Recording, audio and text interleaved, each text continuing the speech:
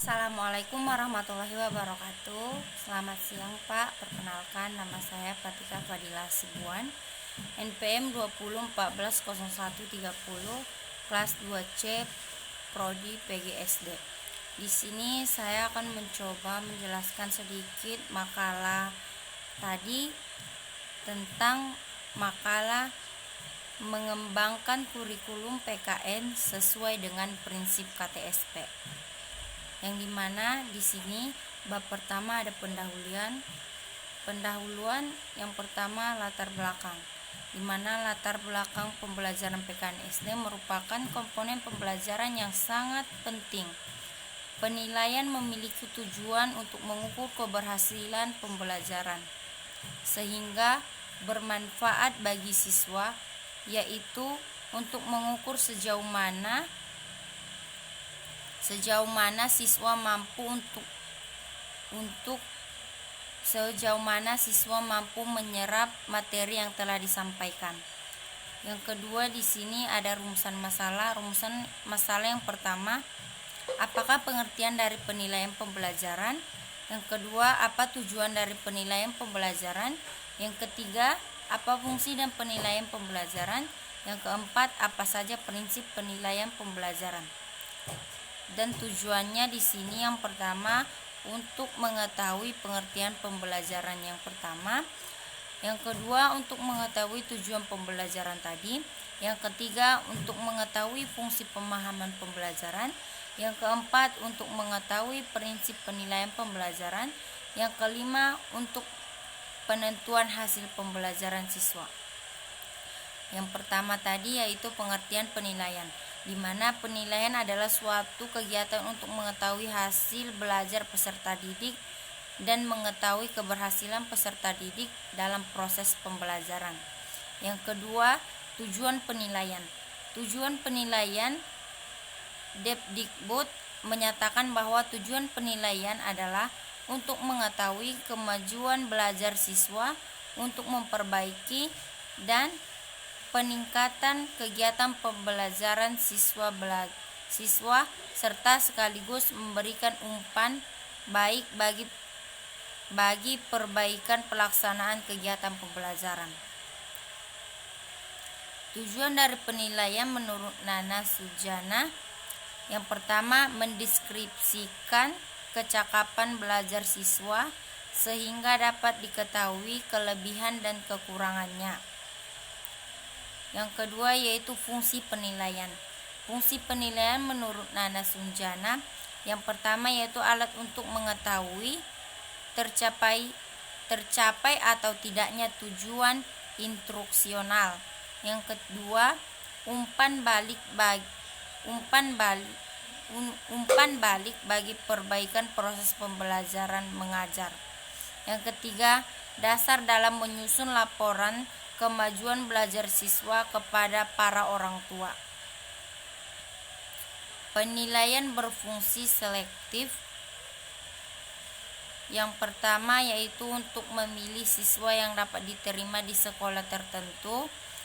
Yang kedua, untuk memilih siswa yang dapat naik kelas atau tidak naik kelas. Yang ketiga, untuk memilih yang seharusnya mendapat beasiswa. Yang keempat, untuk memilih siswa yang sudah berhak meninggalkan sekolah. Yang kedua yaitu penilaian berfungsi diagnostik, yang dimana apabila alat yang digunakan dalam penilaian cukup memenuhi persyaratan, maka dengan melihat hasilnya guru akan mengetahui kelemahan siswa tersebut. Yang ketiga yaitu penilaian berfungsi sebagai penempatan, di mana sistem baru yang kini banyak dipopulerkan di negara barat adalah sistem belajar sendiri. Belajar sendiri dapat dilakukan dengan cara mempelajari sebuah paket belajar, baik itu berbentuk modul atau paket belajar lainnya. Yang keempat, penilaian berfungsi sebagai pengukur keberhasilan, di mana fungsi keempat dari penilaian ini dimaksud untuk mengetahui sejauh mana suatu program berhasil diterapkan, telah telah disinggung pada bagian-bagian sebelum ini, keberhasilan program ditentukan oleh beberapa faktor, yaitu faktor guru, metode mengajar, kurikulum, dan sarana dan sistem administrasi.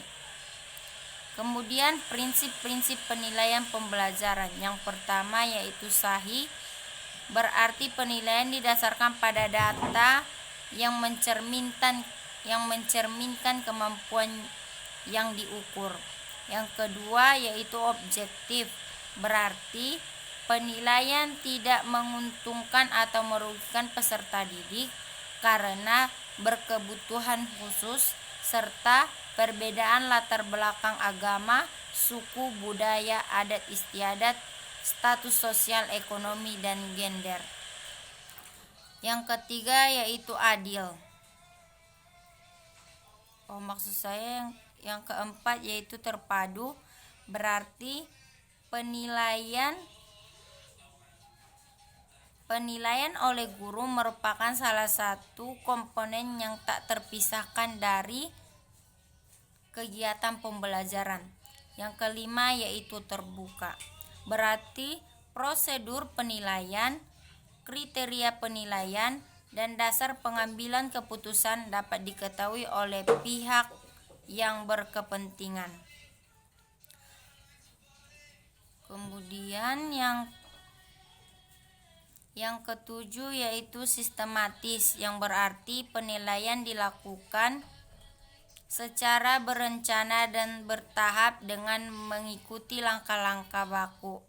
Yang kedelapan yaitu beracuan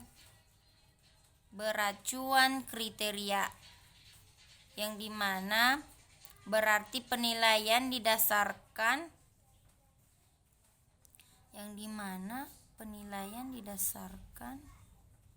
pada ukuran tercapainya kompetensi, prosedur, maupun hasilnya. Saya kira cukup sekian penjelasan dari saya, kurang dan janggalnya saya mohon maaf. Wabillahi taufiq wal hidayah. Wassalamualaikum warahmatullahi wabarakatuh.